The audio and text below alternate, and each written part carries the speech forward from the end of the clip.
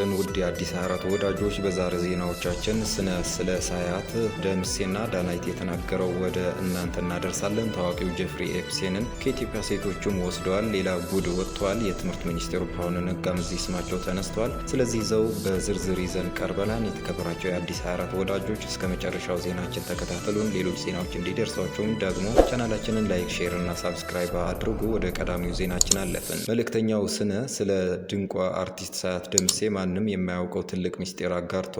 ስነ እንደሚለው ከሆነ ሳያት ማንም የሚያውቅባት ሳትፈልግ በድብቅ ከ300,000 ብር በላይ ለተቸገሩ ወገኖች ድጋፍ አድርጋለች። ስለ ሳያት ደግነት ሲናገር አንድ ቀን በትልቅ ሚዲያ ላይ ስለ ደግነትሽ እመሰክራለሁ ብሎ ቃል ገብቶላት የነበረ ሲሆን አሁን ያንን ቃሉን በመፈጸሙ ትልቅ ደስታ እንደሚሰማው ገልጸዋል። በመካከላቸው ስላለው የፍቅር ወሬም ሲናገር ግንኙነታቸው በንጹህ ጓደኝነትና በመከባበር ላይ የተመሰረተ መሆኑን በግልጽ አስታውቀዋል። ሳያት ውበቷ ከውጭ ብቻ ሳይሆን ከውስጥም የሆነ ለብዙዎች አርአያ የምትሆን ድንቅ የኢትዮጵያ ልጅ ናት። ለካስ እውነተኛ ውበት ማለት በድብቅ የሚደረግ ደግነት ነው ሲልም መስክረዋል። ሌላኛዋ ደግሞ ዳናዊት ናት። ፍልቅልቋ ዳናዊት መክበብ ማንም ያልሰማው ሚስጥር ይፋ አድርገዋል። መልእክተኛው ስነ በአንድ ወቅት በሚሰራው የበጎ ስራ የሚደርስበት ትችትና መጥፎ አስተያየቶች ተስፋ ቆርጦ እንደነበር ይናገራል። በጊዜው በስራው ተስፋ ቆርጦ ለማቆም ለመወሰን ጫፍ ደርሶ የነበረ ሲሆን ዳናዊት መክበብ ብርታት ሆናው ስራውን ለመቀጠል እንደወሰነ ገልጿል። መልእክተኛው ስነ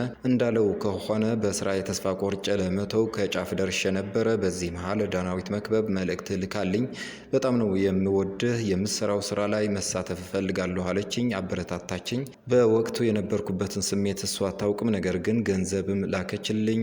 እኔም በዳናዊት ምክንያት ዳግም ተነሳሳሁ፣ ስራዬንም ጀመርኩ ይላል። ዳናዊት ባታውቀውም የእርሷ መልእክት ጉልበት እንደሆነው የሚናገረው ስነ በወቅቱ የምሰራው ስራ በዚህ ደረጃ ሰዎች ጋር እየደረሰ ነው፣ ስለዚህ ለምን አልቀጥልበትም ወደሚለው መጣው ሲል መልእክተኛው ዛሬ ለመድረሱ የዳናዊት መክበብ እጅ እንዳለበት ተናግረዋል። ዳናዊት ስሟ እንዲጠቀስ አትፈልግም እንጂ በጣም ድጋፍ የምታደርግ ቅን ልብ ያላት ሴት መሆኗን መስክሮላታል። ሌላኛው በአሜሪካ ፍትህ ሚኒስቴር ይፋ የተደረጉት የቢሊዮነሩ ጄፍሪ ኤፕስቴን ሰነዶች ውስጥ በወቅቱ በስደት ላይ የነበሩት የፕሮፌሰር ብርሃኑ ነጋን ስም አካተዋል። ሰነዱ ዶክተር ብርሃኑ በወቅቱ ከነበሩባቸው የፖለቲካ ውጥረቶች ጀርባ የነበሩ ድጋፎችንና ክሶችን ይፋ አድርገዋል። ሌሎችም ኢትዮጵያ ብዙ ቦታዎች በነሳቷን እናነሳለን። መጀመሪያ ግን ስለ ጄፍሪ ኤፕስቴን ማን ነው የሚለው የሚኖረው ድብቅ ዓለምስ ምንድን ነው? የእሱ ድብቅ ዓለም ምንድናት የሚለውን በትንሹ እንዳሳለን። በኒውዮርክ የላይኛው ምስራቃዊ ክፍል ወይም አፐር ኢስት ሳይድ በሚገኘው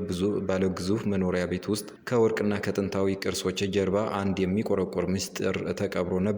የዚህ ሁሉ መሐንዲስ ጄፍሪ ኤፕስቴን ይባላል። እንደ አውሮፓውያን አቆጣጠር በ1953 በብሩክሊን ተወልዶ ያለ ዲግሪ በታዋቂው የዳልተን ትምህርት ቤት መምህር ለመሆን የበቃው ይህ ሰው የሂሳብ ቀመሮችን ብቻ ሳይሆን የሰዎችን ደካማ ጎን የማንበብ ልዩ ተሰጥኦ ነበረው። ከክፍል ውስጥ ማስተማር ወደ ዎል ስትሪት የገንዘብ ዓለም ሲዘዋወር ዓላማው ሀብት ብቻ ሳይሆን የማይነካ መሆን ነበር። በ1980ዎቹ እንደ አውሮፓውያን አቆጣጠር መጨረሻ የራሱን የሀብት ማስተዳደሪያ ድርጅት ሲያቋቁም ደንበኞቹ እነማን እንደሆኑ ማንም አያውቅም ነበር። ብቸኛው የታወቀ ደንበኛው የቪክቶሪያ ሴክሬት ባለቤት ሌስሊ ዊክስነር ብቻ ነበሩ። በኤፕስቴንና በዊክስነር መካከል የነበረው ግንኙነት ምን ያህል ጥልቅ እንደነበረ የሚያሳየው ዊክስነር ለኤፕስቴን ሙሉ የውክልና ስልጣን መስጠታቸውና በኒውዮርክ የሚገኘው ቤታቸውን በስጦታ መልክ ማስተላለፋቸው ነው። ይሁን እንጂ ኤፕስቴን የገነባው ግዛት በገንዘብ ላይ ብቻ የቆመ አልነበረም። የሱ ትልቁ መሳሪያ የሸረሪት ድር የሚመስል የማህበራዊ ትስስር ነበር። በዚህ ድር ደግሞ ቁልፍ ሚና የነበራት ጊስሌን ማክስዌል ናት። የብሪታንያ የሚዲያ ቢሊዮነር ሮበርት ማክስዌል ልጅ የሆነችው ጊስሌን ኤፕስቴን ወደ አውሮፓ መኳንንት፣ ወደ ሳይንቲስቶች እና ወደ ፖለቲከኞች ማረፊያ ቤት እንዲገባ በሩን ወለል አድርጋ ከፈተችለት። ኤፕስቴን ገንዘብ ነበረው። ጊስሌን ደግሞ መደብ ወይም ክላስ ነበራት። መደብ ማለት የኃላፊነት ደረጃ ማለት ነው። የከበርቴ ልጅ ነበረች። ሁለቱ ተጣምረው በካሪቢያን ባህር ላይ ሊትል ሴንት ጄምስ የተባለችውን የግል ደሴት የዓለም ሀያላን የሚሰበሰቡባት ግን ደግሞ የጨለማ ወንጀል ማዕከል አደረጓት። በዚች ደሴት ላይ ሉሊታ ኤክስፕረስ በተባለው የግል አውሮፕላን ታዳጊ ልጃገረዶች እየተጫኑ ይመጣሉ። ጊስሌን ልጃገረዶችን ለትምህርት እድል ወይም ለሞዴሊንግ በሚል ተስፋ እየመለመለች ታመጣቸዋለች። ከዚያም ለኤፕስተን እና ለታዋቂ እንግዶቹ ማሳጅ እንዲያደርጉ ይገደዳሉ።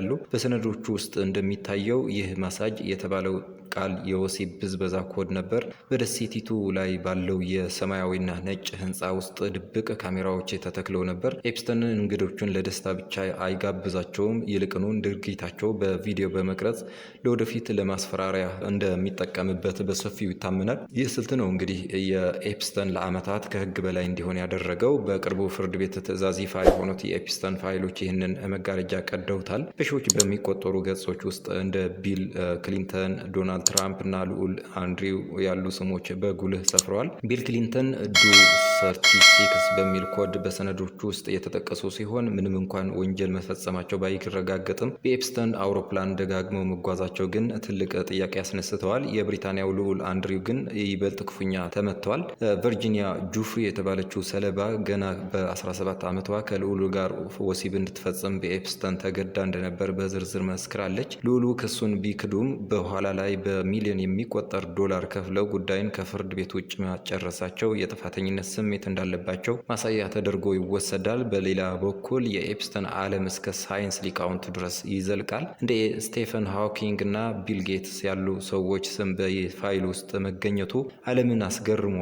ኤፕስተን ራሱን እንደ ትራንስሂውማኒስት ይቆጠር ነበር። በኒው ሜክሲኮ በሚገኘው እርሻው ውስጥ የራሱን ዘር በስፋት ለመተካት እና የሰውን ዘር በቴክኖሎጂ ለማሻሻል እብድ እቅድ ነበረው። ለዚህም ነው በሃርቫርድ እና በኤምአይቲ ያሉ ላቦራቶሪዎችን በገንዘብ ይደግፍ የነበረው። ሳይንቲስቶቹ ለጥናት ገንዘብ ስለምን ይፈልግ ነው ከሱ ጋር የተገናኘው ቢሉም የኤፕስተን ዓላማ ግን የራሱን ወንጀል በእውቀት ሽፋን መደበቅና የዓለምን የወደፊት እጣ ፈንታ ለመቆጣጠር ነበረ። እንደ አውሮፓውያን አቆጣጠር በ2019 ኤፕስተን በፌዴራል ወንጀል ተከሶ በቁጥጥር ስር ዋለ። ዓለም ሚስጥሩ ሊወጣ ነው ብሎ ሲጠብቅ ኤፕስተን በከፍተኛ ጥበቃ ስር ባለ እስር ቤት ውስጥ ራሱን አጥፍቶ ተገኘ። ይህ ሞት አሁንም ድረስ ትልቅ ጥርጣሬ ይነሳበታል።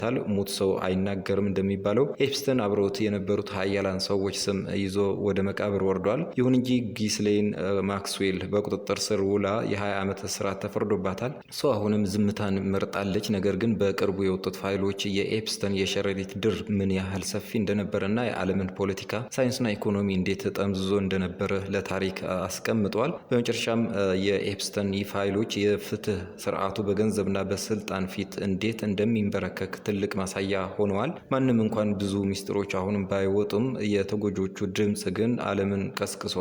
ይህ ታሪክ የሚያስተምረን ከታላላቅ ሰዎች ግርማ ሞገስ በስተጀርባ እጅግ አስከፊ ጨለማ ሊኖር እንደሚችልና እውነት ግን ምንም ያህል ጊዜ ቢወስድ መውጣቷ እንደማይቀር ነው።